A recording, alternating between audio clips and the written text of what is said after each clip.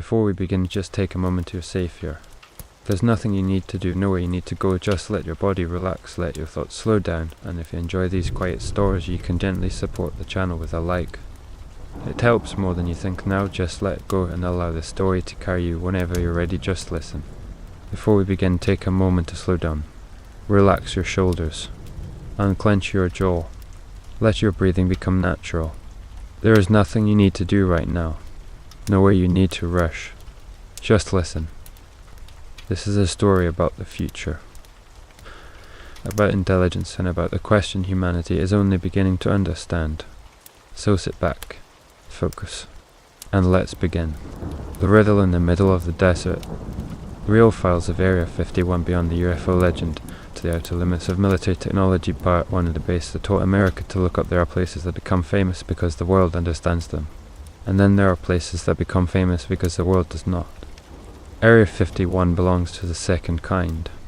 It sits in the Nevada desert near Groom Lake, inside the Nevada Test and Training Range, and for decades it existed in the American imagination less as a confirmed military site than as a hole in the map where rumor could breed without resistance. Even the CIA now describes Area 51 as the popular name for the Groom Lake Test Site, a place also known at various times as Watertown and Paradise Ranch, where the Humanist II, the Aminist 12 Oxcart, and other aircraft were developed and tested. That is the first truth of Area 51. It did not become mysterious because it was empty. It became mysterious because it was full of secrets too advanced, too fragile, and too politically important to be explained in real time. Long before it became shorthand for aliens, Area 51 was something colder and more believable. A hidden proving ground for the most sensitive aircraft projects of the Cold War. The CIA says the site was chosen because it was remote, built around a dry lake bed in the desert outside Las Vegas, and suitable for testing the Humanist II in secrecy. Access was so restricted that personnel and cargo were largely moved in by aircraft.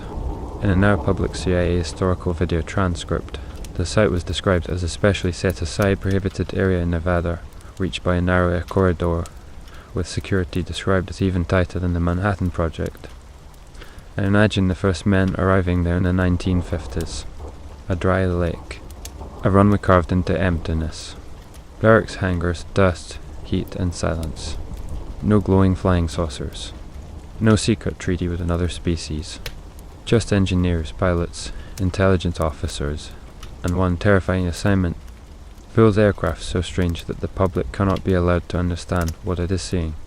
That is how the myth began. Not with aliens descending from the stars, but with human technology of running public language. The Humanist II, developed for high-altitude reconnaissance, flew far higher than ordinary commercial or military aircraft of its time. CIA accounts later stated that Humanist II and later Oxcart flights accounted for more than half of all UFO reports during the late 1950s and most of the 1960s. The explanation was almost embarrassingly simple. People were seeing real objects in the sky, but those objects belonged to programs so secret that the government could not tell them the truth. And that is where Area 51 becomes more unsettling than the alien version. Because in the UFO version, the government hides a cosmic truth. In the real version, the government hides something more familiar and perhaps more disturbing, how far human beings are willing to go in secrecy when fear and power combine. The Humanist II was built for one purpose above all others, to see what the Soviet Union was hiding. CIA history and declassified materials show that the aircraft was designed to fly above 70,000 feet and gather reconnaissance information at a scale earlier aircraft could not match. Area 51 or Groom Lake, or Watertown, or Paradise Ranch, depending on who was speaking and what year it was, became the cradle for that kind of invisible war. Not dogfights, not front lines, but altitude, optics, and silence. The workers themselves had to live inside that silence. CIA public history says Kelly Johnson used the name Paradise Ranch to make their remote assignment sound more attractive, and employees sometimes called themselves ranch hands. In the 1960s family film now hosted by CIA, Groom Lake is called home plate, the aircraft is referred to as an article, and the pilots are called drivers, as though even ordinary nuns had to be disguised before they could safely enter the desert air. This is why Area 51 feels cinematic even before the conspiracy theories begin. Because secrecy changes the texture of reality. A pilot is not a pilot. A base is not a base. A plane is not a plane. A location cannot be named plainly, and even the worker's daily commute becomes part of a hidden architecture the country is funding but cannot acknowledge. Then the sky grows stranger. By the early 1960s, the UNS-2 is no longer enough. The Soviets had shot one down in 1960, and the race moved towards something faster, higher, and harder to catch. The CIA Aminus-12 Oxcart program followed, again at Groom Lake. CIA records say the first Aminus-12 test flight took place there in April 1962, with more operational aircraft arriving for testing through mid-1964. By 1965, the pilots and aircraft were ready for deployment.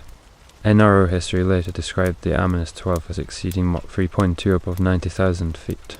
Now picture the sight from the point of view of an ordinary observer in that era. You are a civilian pilot, or a rancher, or someone standing alone under the western sky. You see something impossibly high, moving in ways no ordinary aircraft should move, or reflecting sunlight strangely, appearing and disappearing with unnatural speed. You report a flying object you cannot identify, and somewhere inside the classified world, the report is logged not as evidence of extraterrestrials, but as collateral damage from a successful black program. CIA later said those high-altitude reconnaissance flights were responsible for a large share of the era's UFO sightings. The UFO myth did not merely grow beside Area 51. It was fed by the visual side effects of the site's real mission. That is one of the great ironies at the center of the legend. Area 51 did not become linked to UFO because nothing unusual flew there. It became linked to UFO because extremely unusual things really did. Only they were IRAs. And the deeper the programs became, the easier it was for myth to thrive. The 2013 declassification battle over the CIA internal history of the UNS-2 and Oxcart programs was important precisely because it finally provided official acknowledgement of numerous references to Groom Lake and Area 51, along with a map of the area. The National Security Archive summary of that release stressed that the documents gave formal confirmation to what had long existed as rumour, partial reporting, and unofficial reconstruction. It is hard to overstate how significant that was. For generations, Area 51 had existed in a half-light of denial and implication. Americans knew it was there, but official language had often danced around it. Then, decades after the decisive Cold War years had passed, the files arrived and said, in effect, yes, the place was real, yes, it was deeply secret, and yes, the truth was not little green men but an astonishing catalogue of reconnaissance and test programs. CIA-owned public language today is unusually blunt. No aliens in the basements, no flying saucers in the hangars, but very real UNS-2 and Aminus-12 history. But the story does not stop with spy planes. Because once a site proves it can protect the impossible, more impossible things arrive. Area 51 became absorbed into the larger mythology of black aviation, stealth design, radar-evading experimentation, and aircraft so secret that even their existence had to be delayed until the strategic moment was right. CIA glossary now says not only the UNS-2 and Aminus-12, but many others were developed and tested there. The National Security Archive's declassified collection also points to the site's role in testing for MIGS and related programs, while Air Force-linked historical material ties the stealth age that followed to a wider Nevada black world ecosystem of Groom Lake, Tonopah, and other restricted ranges. This is where the legend mutates. The public sees a secret aircraft once, then another, then perhaps hears rumours of a shape no airliner has ever had. Then hears about lights over the desert, restricted zones, unmarked flights, armed guards, no trespassing signs, and a place the government rarely discusses directly. Soon the base is no longer just a military site. It becomes an engine for imagination, and the government, by necessity or design, does almost nothing to stop that imagination while the programs remain active. There is a cruel logic to that. If people choose to talk about aliens, they are at least not talking accurately about reconnaissance platforms, radar signatures, or test schedules. Area 51 silence did not kill the UFO myth. It preserved it. In the real files, the base emerges less as an extraterrestrial vault than as a pressure chamber where advanced aviation, intelligence secrecy, and public misinterpretation all reinforced one another. Then comes the part most conspiracy stories misunderstand. The real Area 51 was not ordinary military secrecy exaggerated by tabloids. It was extraordinary secrecy driven by strategic fear. The UNS-2 and Aminus-12 were not toys. They were answers to the most urgent intelligence problems of the Cold War. Their purpose was to see missile sites, test ranges, strategic installations, and enemy capabilities before war or panic could make ignorance catastrophic. In that context, the desert base was not ridiculous at all. It was rational in the grim way the Cold War often was. If sight itself is a weapon, build a place where sight can be forged in absolute silence. And still, from the outside, it looked like madness. A forbidden desert. A site with too many names. Planes that did not seem to belong to their time. A government that would not explain. Rumours that filled the gaps more quickly than documents ever could. That is why Area 51 remained larger than its own facts. Even when the facts were extraordinary, the secrecy around them kept encouraging a more theatrical explanation. So part 1 ends not with the crash saucer or hidden alien body, but with something more real and, in a way, more impressive. A dry lake in Nevada turned into the hidden workshop of the Cold War. A site where America tested aircraft that looked impossible because they were built to do what no aircraft had done before. A place where the line between genuine mystery and national security silence became so thin that the entire world started mistaking one for the other. And somewhere over the desert, in the fading light of the 1950s and 1960s, the first great Area 51 illusion took shape. Not that the aliens had come to Earth, but that human beings, working in secret, had already begun to build machines strange enough to make the sky itself look untrustworthy. Part 2 of the real files, the stealth age, and the purpose of the myth. The most dangerous myths are not the ones built on nothing. They are the ones built on real fragments. A strange light. A classified test. A silence from Washington. A witness who saw something genuine but misunderstood what it was. A pilot who could not explain what flew above him. A base that officially barely existed, while unofficially becoming the most famous secret on Earth. That is how Area 51 survived at the end of the Cold War. Not as a solved story, but as a container large enough to hold every American fear about it in power. By the time the public fully absorbed the idea of Area 51, the site was already carrying the ghosts of multiple technological eras. First came the Humanist 2, then the Amethyst 12 Oxcart. Later, the mythology of stealth and a black aviation attached itself to the same desert world. Official Air Force material on the F-117 shows that the production decision came in 1978, with the first flight of a Tonopah test range in June 1981, while the program remained in the classified inventory through most of the 1980s before public acknowledgement in 1988. In other words, even when the latest stealth history did not map exactly onto Groom Lake itself, it grew out of the same Nevada architecture of secrecy and helped thicken the same public mythology. That distinction matters, because people often compress all hidden aviation into one glowing myth of Area 51. The truth is more complex, and that complexity is what makes it interesting. The real story is a network of test sites, contractors, Air Force units, compartmented programs, and controlled disclosure. Groom Lake was central, but it was never the whole black world by itself. Yet for public imagination, the distinction hardly mattered. One secret desert site was enough to absorb the outlines of every aircraft no one was supposed to recognize yet. And then the files began to surface. Not all at once. Not in the clean, satisfying way conspiracy fiction promises, but in pieces, histories, declassifications, maps, memoir fragments, archival collections, internal studies, and official stories published long after the risk had passed. One of the most revealing pieces was the 2013 release of the less redacted CIA history of the Humanist 2 and Oxcart programs.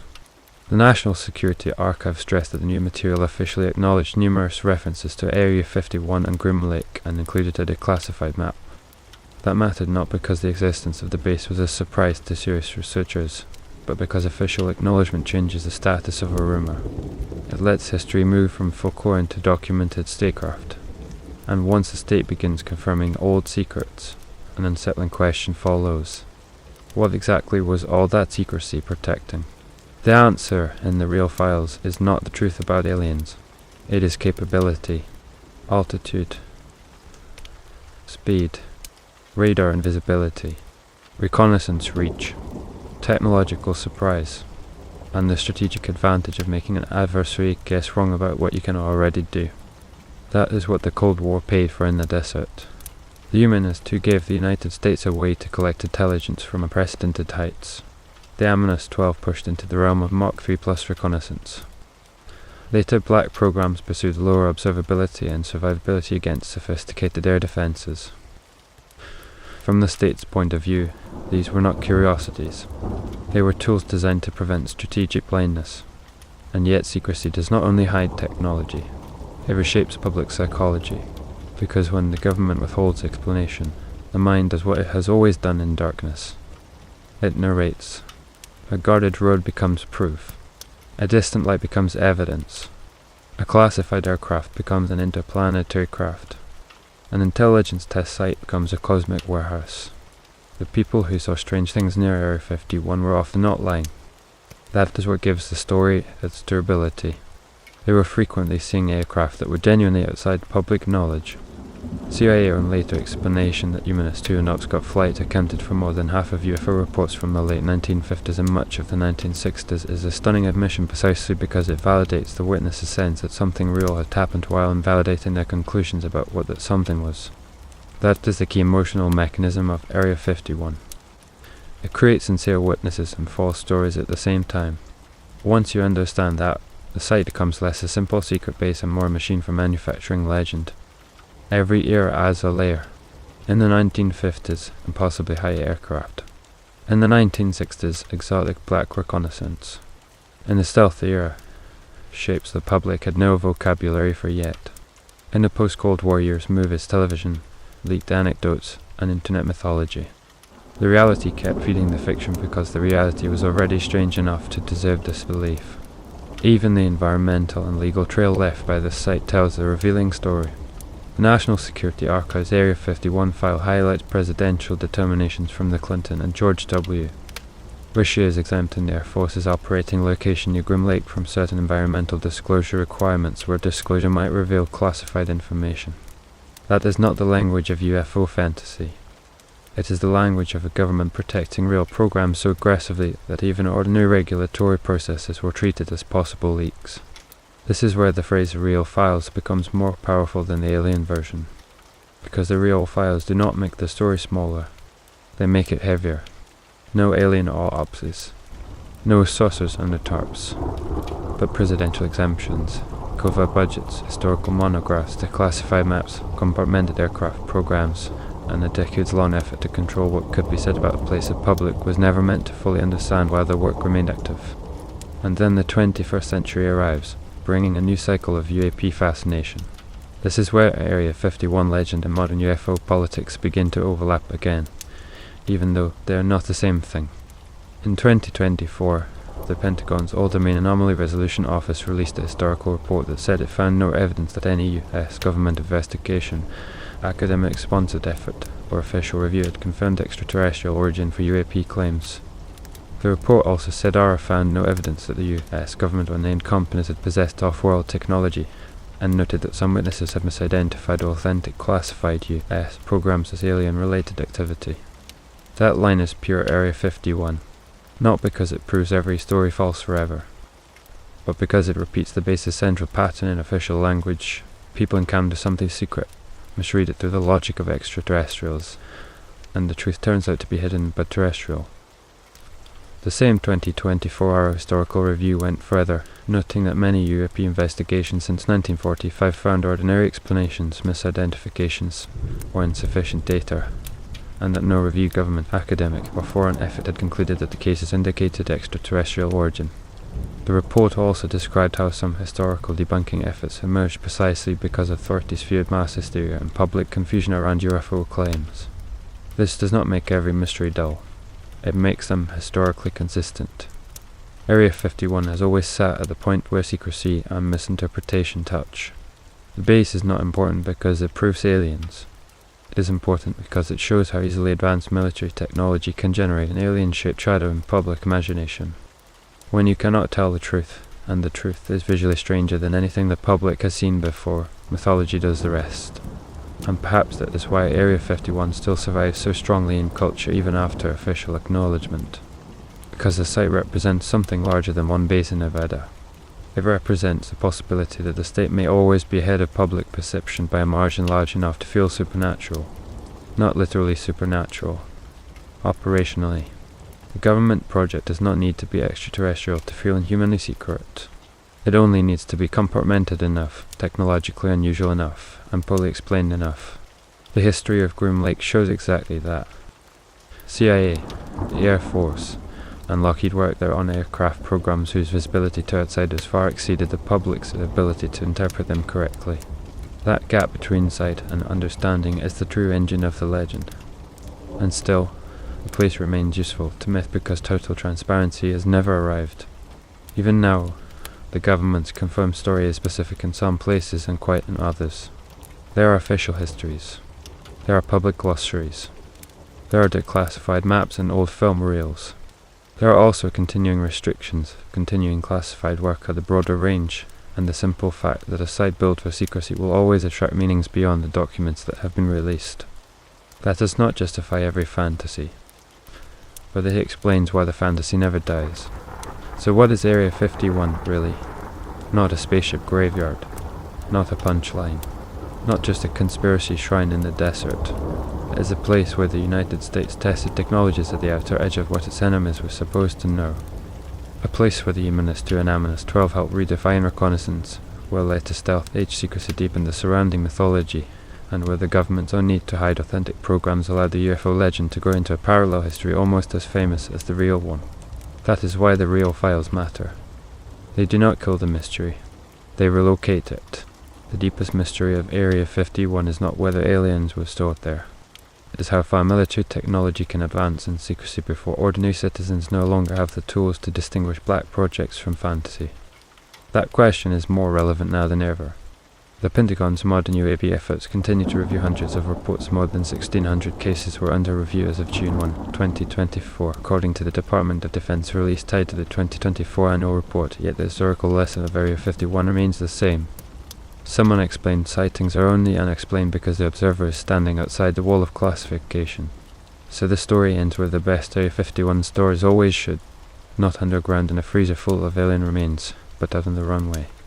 Heat shimmering over a dry lake, a shape rolling into view that the world is not yet allowed to name, a witness looking up and seeing something impossible, and somewhere behind secured doors, engineers and intelligence officers understanding that the simplest explanation cannot be spoken yet, so the myth will fly in its place. That is the real riddle in the middle of the desert. Not that Area 51 hid creatures from another world, that it hid machines capable of making this world look, for a moment, as if it no longer belonged to us.